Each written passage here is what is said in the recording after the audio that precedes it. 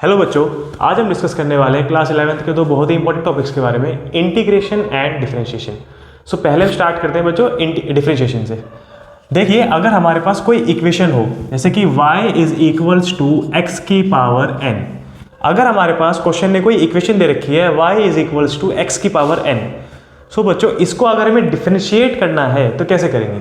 देखिए, अगर y is equal to x की पावर n है तो डिफरेंशिएशन कैसे करना है, d y differentiation of y, ऐसे आपको ये डालना है विद रिस्पेक्ट टू x। कैसे रीड करेंगे बच्चों इसको, डिफरेंशिएशन किसका करना है, y का करना है। Differentiation of y with respect to x, y के अंदर जो भी x वाली टर्म होगी उसका आपको डिफरेंशिएट करना है। तो dy बाई dx, तो आपको डिफरेंशिएट करना है। कैसे करेंगे डिफरेंशिएट, जो भी पावर होगी वो आपको नीचे लिख देनी है। x की पावर n है, n नीचे उतर जाएगा और जो नई पावर हो जाएगी वो n माइनस वन हो जाएगी। नई पावर को क्या कर देंगे हम लोग, 1 से सब्ट्रैक्ट कर देंगे। In this way we differentiate any equation बच्चों। अच्छा, एक एग्जांपल देखते हैं, एग्जांपल 1। अच्छा बच्चों देखो, अगर हमें कोई इक्वेशन दे रखी है x is equal to y is equals to x की पावर 5, सो इसको कैसे डिफरेंशिएट करेंगे बच्चों, dy by dx is equals to, कैसे, x की पावर 5 है, क्या हुआ था पहले n नीचे उतर गया था ना, तो देखो अगर 5 है तो 5 नीचे उतर जाएगा, तो x की नई पावर क्या बचेगी, 5 माइनस 1। x की नई पावर क्या बचेगी बच्चों, 5 minus 1। So your answer will B 5x की पावर 4। तो आपका आंसर क्या हो जाएगा बच्चों, 5x की पावर 4। अच्छा, ऐसे ही हम बात करें अगर एग्जाम्पल 2 के बारे में, एक और एग्जाम्पल देख लेते हैं। जैसे y is equals to 4x की पावर 5, 4x की पावर 5। अगर हमें इसको डिफरेंशिएट करना है तो dy बाई dx, कैसे लिखेंगे इसको, dy by dx differentiation of y किसके रिस्पेक्ट में, x के रिस्पेक्ट में। सो बच्चों सिर्फ हमें x का डिफरेंशिएशन करना है, x के अलावा जो भी कुछ होगा वो क्या होगा बच्चों, कांस्टेंट होगा। जो भी कुछ होगा वो क्या होगा, कांस्टेंट होगा। सो 4 इज कांस्टेंट, 4 क्या है, कांस्टेंट है, तो 4 को ऐसा का ऐसे छोड़ देना है। अब हमारा रूल क्या होता है, जो भी पावर होती है, जिस भी चीज का हमें डिफरेंशिएट करना है, हमें x का डिफरेंशिएशन करना है ना, तो x की जो भी पावर है वो क्या हो जाएगी, नीचे उतर जाएगी, वो 4 से मल्टीप्लाई में आएगी, वो नीचे उतर गई और पावर क्या हो जाएगी, 1 से कम हो जाएगी। सो 5 माइनस 1 डेट इज 4। अच्छा, 5 4 जा 20 x की पावर 4। आपका डिफरेंशिएशन का आंसर कितना आ गया बच्चों, 20 x की पावर 4। अच्छा, ऐसे ही अगर हम एक और चीज देखें, एग्जाम्पल 3। अगर हमारे पास कोई इक्वेशन है बच्चों, y is equals to 7x का क्यूब प्लस 8x प्लस 9, इस तरीके की मान लो आपको क्वेश्चन ने कोई इक्वेशन दे रखी है, तो कैसे करेंगे बच्चों उसको डिफरेंशिएट। हम बोलेंगे dy by dx is equals to dy by dx is equals to क्या, हमें इसका भी डिफरेंशिएशन करना है, इसका भी करना है और इसका भी करना है। तो देखो पहले हम इसका कर लेते हैं, किसके रिस्पेक्ट में करना है बच्चों, x के रिस्पेक्ट में करना है। किसके रिस्पेक्ट में करना है, x के रिस्पेक्ट में करना है। तो 7 तो ऐसा का ऐसा ही रहेगा, x की पावर 3 है, 3 नीचे उतर जाएगा, 7 से मल्टीप्लाई में उतरेगा वो, और पावर कितनी हो जाएगी, नई पावर कितनी हो जाएगी, 1 से माइनस हो जाएगी, तो नई power will be square. Okay, अच्छा यहाँ पे अगर कुछ नहीं है बच्चों, अगर पावर कुछ नहीं होती तो पावर कितनी होती है, 1 होती है, हमें सबको पता है ये बात। तो पावर 1 है अगर, तो पावर नीचे उतर जाएगी, 8 तो एज इट इज रहेगा, क्योंकि डिफरेंशिएशन किसका करना है, x का करना है। 8 विल रिमेन सेम, पावर 1 है, पावर नीचे उतर जाएगी और नई पावर क्या हो जाएगी, 1 से माइनस हो जाएगी। अच्छा ठीक है बच्चों, प्लस अब 9 है। देखो बच्चों यहाँ पे क्या होता है, आपको मैं एक सिंपल सी बात बताता हूँ। जब भी हमें डिफरेंशिएशन करना होता है किसी कांस्टेंट वैल्यू का, देखो ये बच्चों कांस्टेंट वैल्यू नहीं थी, यहाँ पे वेरिएबल्स गिवन थे, ये वैल्यू क्या है, प्रॉपर कांस्टेंट है, एकदम अकेली वैल्यू है। अच्छा, जब भी हमें किसी कांस्टेंट वैल्यू का डिफरेंशिएशन करना होता है वो बच्चों कितना होता है, 0 होता है। वो कितना होता है, 0 होता है। इसका मैं आपको रीजन समझा सकता हूँ, वैसे आपको डायरेक्ट लर्न कर लेना है कि जब भी आपको कांस्टेंट वैल्यू दिखे उसका डिफरेंशिएशन कितना होता है बच्चों, 0 होता है। जैसे कि मान लो अगर आपको 9 दे रखा था, इन्होंने हमें 9 दे रखा था, इस 9 को अलग से लिख लेते हैं बच्चों। 9 क्या मैं लिख सकता था यहाँ पे 9 मल्टीप्लाई में 1, और हमें सबको पता होगा, छोटी क्लास में हमने पढ़ा होगा कि x की पावर 0 इज इक्वल टू क्या होता है, 1 होता है। किसी भी चीज की पावर 0 इज इक्वल टू क्या होता है, 1 होता है। तो मैं 1 की जगह पे x की पावर 0 लिख सकता हूँ ना, क्योंकि 1 और x की पावर 0 तो क्या है बच्चों, बराबर है। तो मैं चाहूँ तो 1 की जगह पे क्या लिख सकता हूँ बच्चों, x की पावर 0 लिख सकता हूं। अच्छा, अगर मैं x की पावर 0 लिख दिया, मान लो मैंने यहाँ पे क्या है, मान लो x की पावर 0 है, अगर मैं इसको डिफरेंशिएट करता, जैसे कि मान लो यहाँ पे x की पावर 1 था, इसको डिफरेंशिएट करने के लिए क्या क्या किया, 1 नीचे उतर गया। ऐसे ही अगर यहाँ 9 है और 9 के साथ में क्या लिखा हुआ है बच्चों, x की पावर 0 लिखा हुआ है, तो x की पावर 0 का 0 नीचे उतरेगा। और अगर कोई चीज, तो 0 नीचे उतर के क्या होएगा, 9 मल्टीप्लाई में 0 और 0 माइनस 1। अगर 0 किसी भी चीज से मल्टीप्लाई हो रहा है बच्चों, तो आंसर क्या हो जाता है, पूरा 0 हो जाता है ना। तो इसीलिए कभी भी कांस्टेंट वैल्यू आपको दिखेगी तो उसका डिफरेंशिएशन डायरेक्टली आपको क्या लिख देना है बच्चों, 0 लिख देना है। So our final answer will be, हमारा जो फाइनल आंसर हो जाएगा कितना हो जाएगा, 7 3 21 x का स्क्वायर, 8 1 8 x की पावर 0 प्लस 0 सेम। अच्छा, x की पावर 0, किसी भी चीज की पावर 0 होती है तो मतलब कितना होता है, 1 होता है, क्योंकि x की पावर 0 का मतलब तो 1 होता है। तो 8 बन जाए तो 8, अगर मैं x की पावर 0 की जगह 1 लिख दूं तो गलत तो नहीं होगा ना बच्चों। तो मैं क्या लिख सकता हूं यहाँ पे, 21 x का स्क्वायर और ये 8 हो जाएगा। तो हमारा जो डिफरेंशिएशन आ गया इस इक्वेशन का कितना आ गया, 21 x का स्क्वायर प्लस 8। ठीक है बच्चों, एक बार जरा नोट डाउन करो।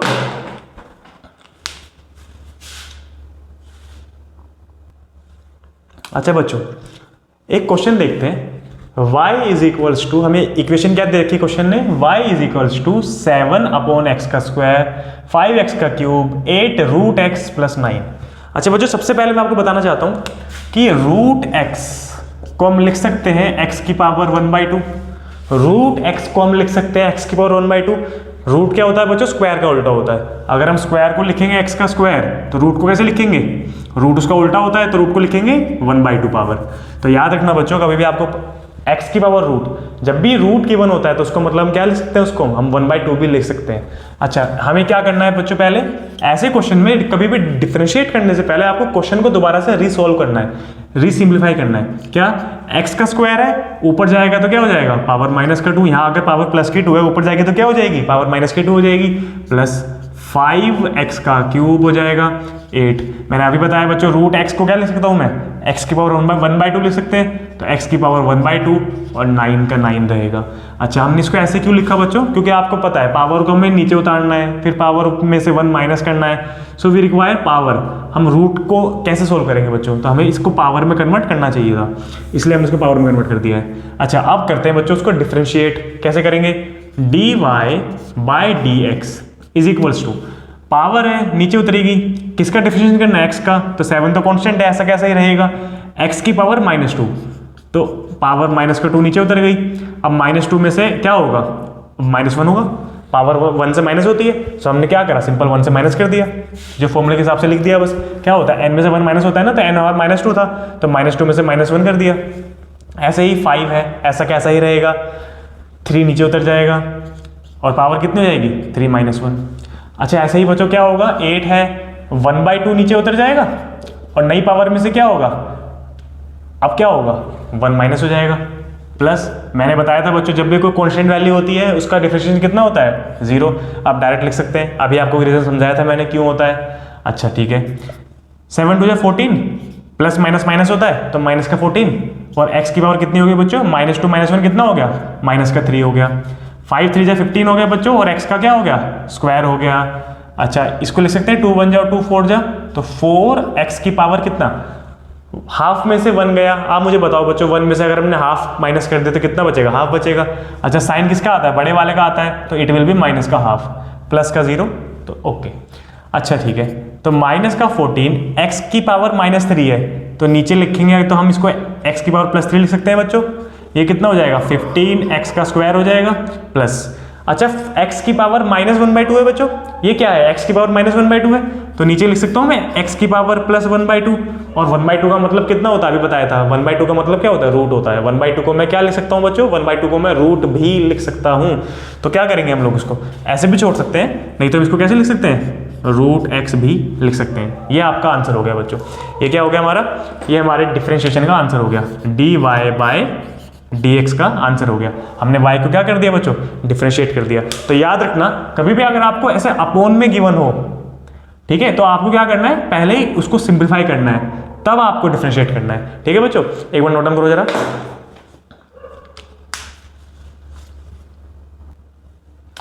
अच्छा बच्चों, आगे देखते हैं। अब एक और नया कंसेप्ट है हमारे पास डिफरेंशिएशन के अंदर। देखो अगर हमें दे रखा है y is equals to sine x, अगर हमें बच्चों साइन एक्स का डिफरेंशिएशन करना है तो याद रखना साइन एक्स का डिफरेंशिएशन कितना होता है, कोस एक्स।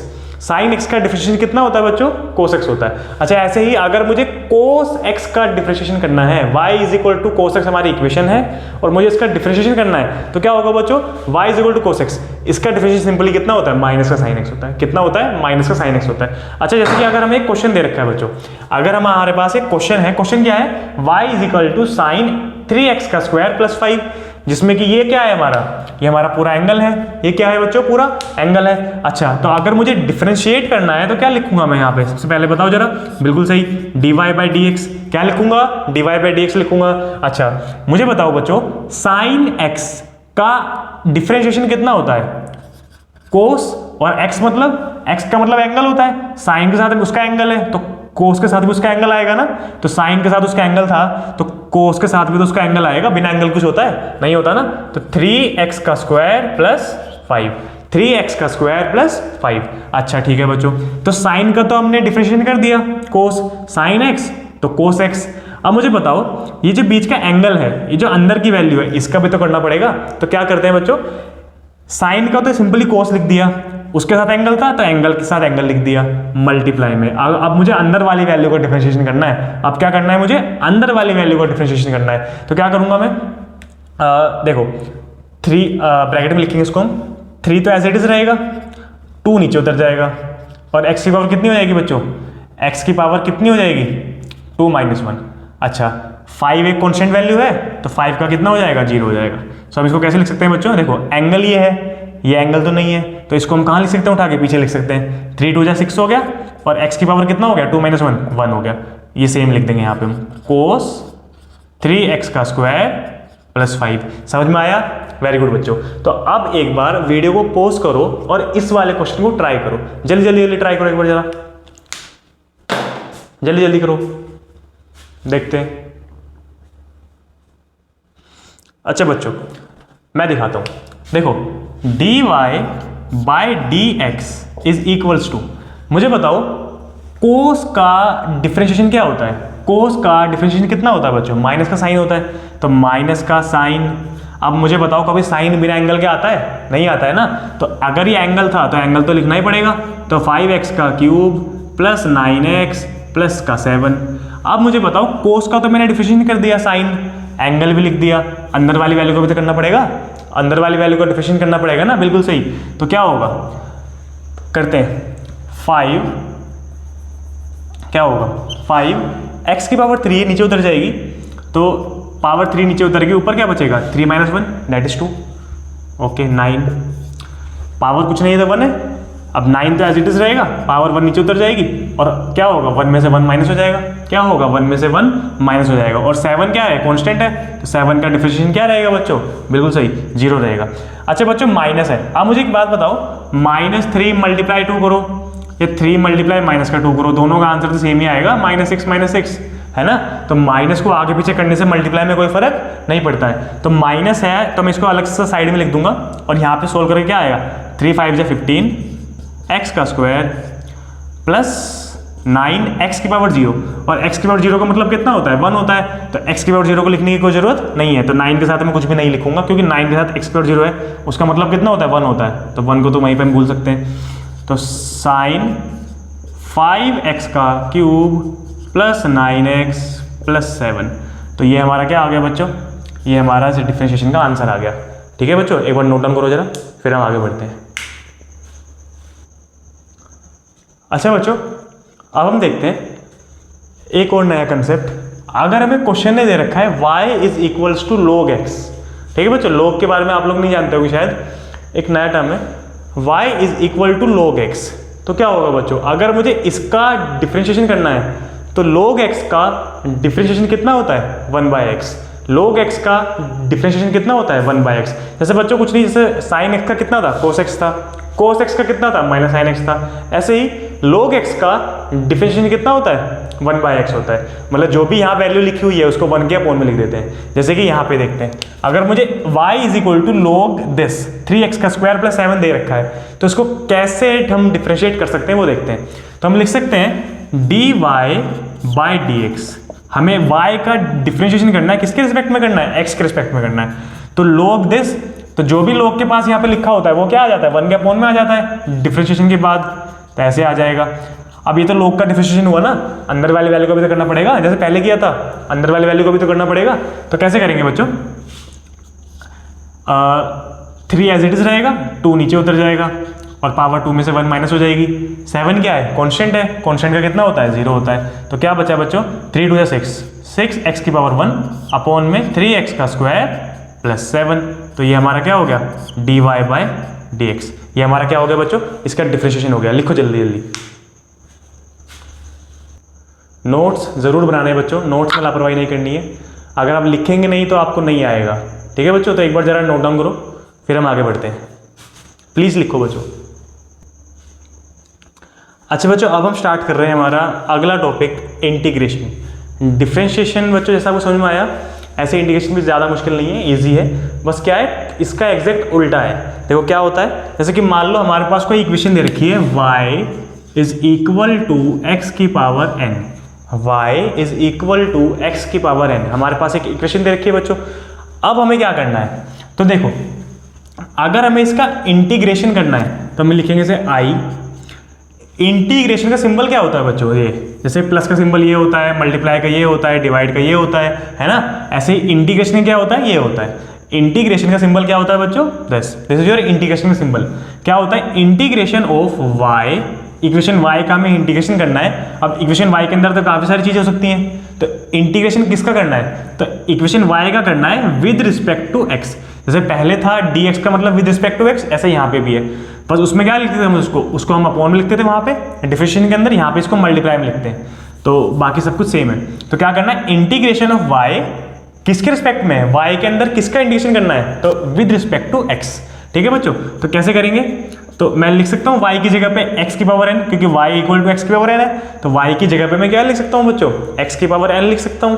तो y की जगह पे हम लिख देंगे x की पावर n dx। तो क्या हो जाएगा, देखो इंटीग्रेशन कैसे करते हैं बच्चों, तो अब यहाँ पे मैं इंटीग्रेशन करने वाला हूँ। तो क्या होगा बच्चों, पावर 1 से बढ़ जाती है, n प्लस 1 हो जाता है, और अपोन में नई पावर क्या आ जाती है, हमारे पास अपोन में आ जाती है।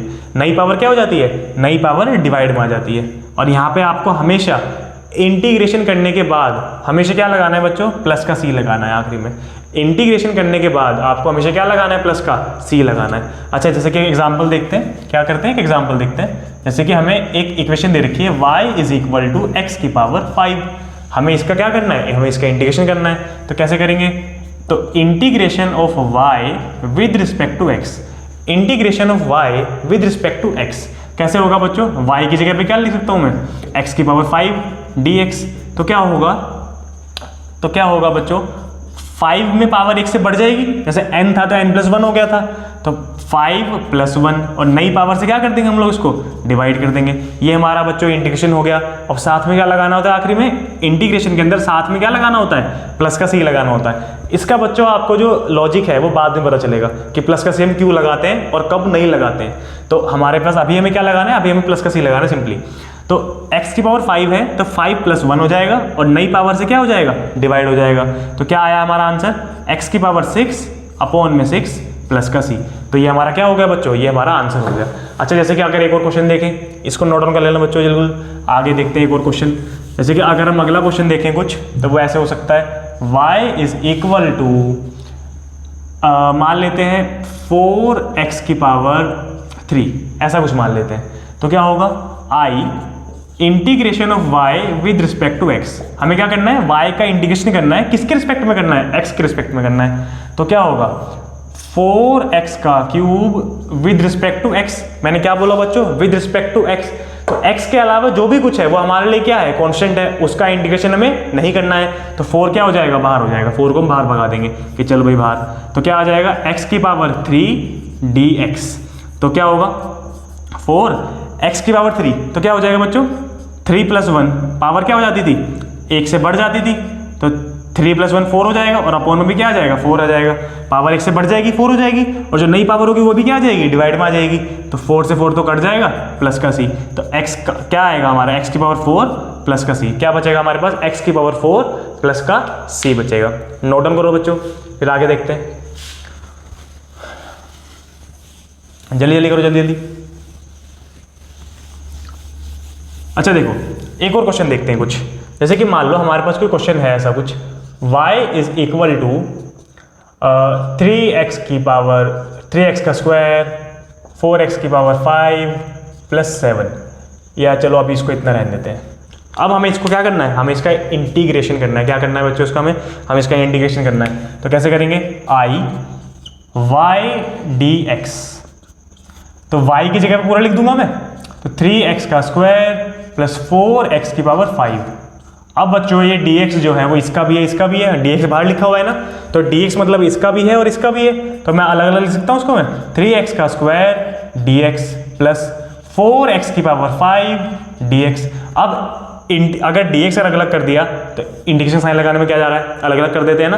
तो देखो अभी जैसे आपने सीखा पहले, आप क्या करना है, बस आपको दोनों को अलग अलग करना है। तो मतलब क्या सीखने को मिला, जब भी आपको प्लस में टर्म्स दे रखी होती हैं तो सबका आपको इंडिविजुअली अलग अलग क्या कर देना होता है, इंटीग्रेशन कर देना होता है। तो क्या होगा, करना है x का, 3 तो कांस्टेंट है, 3 बाहर आ जाएगा, 3 बाहर आ जाएगा। तो x का कैसे करेंगे, x का स्क्वायर है ना, तो पावर 1 से बढ़ जाएगी, तो 2 का क्या बन जाएगा 3 बन जाएगा और अपॉन में भी क्या आ जाएगा 3 आ जाएगा, 3 से 3 कट जाएगा प्लस। अच्छा यहाँ पे देखो 4 बाहर आ जाएगा, 4 बाहर आ गया, पावर 1 से बढ़ जाएगी तो 5 + 1 6 हो जाएगा और अपॉन में भी क्या आ जाएगा 6 आ जाएगा। नई वाली पावर अपॉन में आ जाती है बच्चों, और प्लस का क्या बचेगा यहाँ पे c बचेगा। अच्छा देखो तो ये 2 से और ये क्या से 3 से कट जाएगा, तो क्या आंसर बचेगा हमारे पास, x का क्यूब प्लस 2x की पावर 6 अपॉन में 3 प्लस का c, ये हमारा क्या बचा, आंसर बचा। जल्दी जल्दी नोट डाउन करो बच्चों, जल्दी जल्दी, एकदम जल्दी से नोट डाउन करो, जल्दी इसको वीडियो पॉज करके नोट डाउन करो जल्दी से, ठीक है। अच्छा आगे देखते हैं। अच्छा बच्चों जैसे कि अगर हमें कोई इक्वेशन दे रखी है y = 7x की पावर 6 मान लेते हैं, प्लस क्या प्लस 5 बोल देते हैं।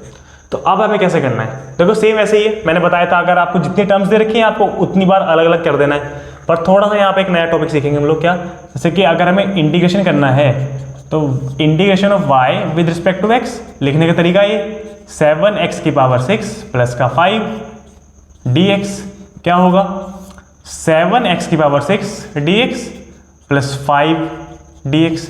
अब मुझे बच्चों बताओ क्या होगा, किसके रिस्पेक्ट में करना है, x के रिस्पेक्ट में करना है, 7 तो बाहर आ जाएगा, 7 तो बाहर आ गया, तो क्या बचा 7 तो बाहर आ गया, तो x की पावर 6 dx बचा।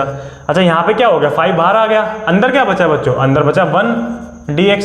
पर हमें इंटीग्रेशन किसका करना है, x का करना है, यहाँ तो 1 बचा, कुछ नहीं बचा।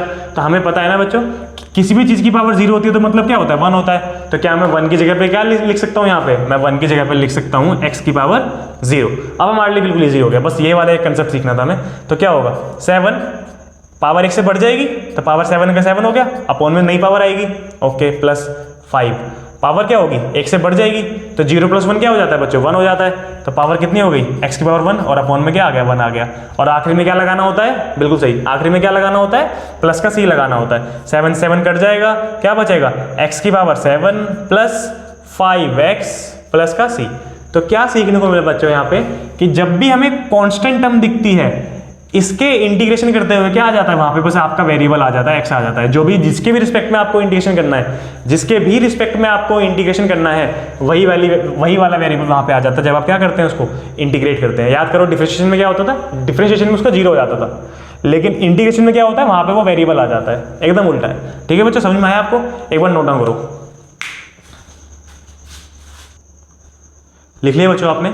ठीक है बच्चों, तो आज हमने सीखा इंटीग्रेशन और डिफरेंशिएशन। अच्छा बच्चों अगर आपको ये टॉपिक समझ में आया इंटीग्रेशन और डिफरेंशिएशन तो प्लीज़ हमारी वीडियो को लाइक कर देना, चैनल को सब्सक्राइब कर देना।